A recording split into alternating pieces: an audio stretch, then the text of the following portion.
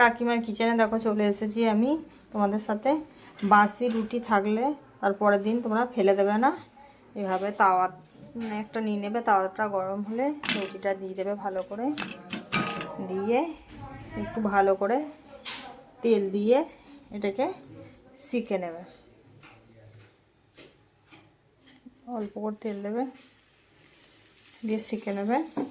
তারপরে দেখো যেটা করব আমি, এখানে নিয়ে নিয়েছি আলু, আর এখানে নিয়ে নিয়েছি পরিমাণ মতো লবণ, পেঁয়াজ কুচি, লঙ্কা কুচি, আর নিয়েছি ধনে পাতা কুচি, আর এখানে নিয়ে নিয়েছি আমি মশলা, ধনে জিরে লঙ্কা গোলমরিচ আর অল্প হলুদ, আর এখানে নিয়ে নিয়েছি একটা গোটা শুকনো লঙ্কা আর জিরে।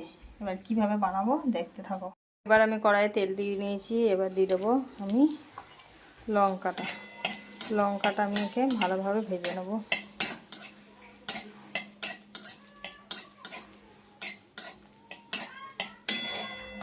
ভাজা হয়ে গেছে, আমি লঙ্কাটা তুলে নিলাম। এবার দিয়ে দিলাম জিরে,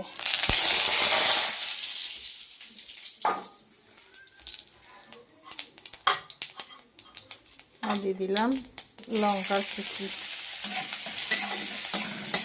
এবার আমি লঙ্কাটা লবণের সঙ্গে ভালো করে টিপে নিলাম এইভাবে।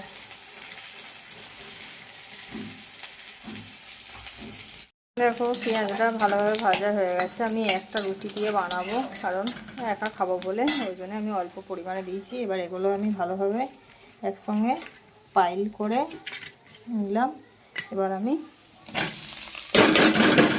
ভালো করে ভেজে নেব। দেখো আলুটা আমার সুন্দর করে ভাজা হয়ে গেছে। এবার আমি আলুটা রুটির ওপরে এইভাবে তুলে নেব। দেখো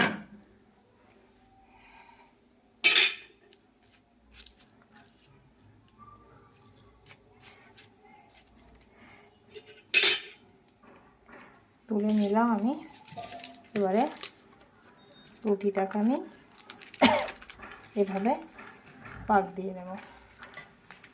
দেখো বন্ধুরা, বাসি রুটি কত সুন্দর হয়ে গেল, পুরো একদম এগ রোলের মতন টাইপের।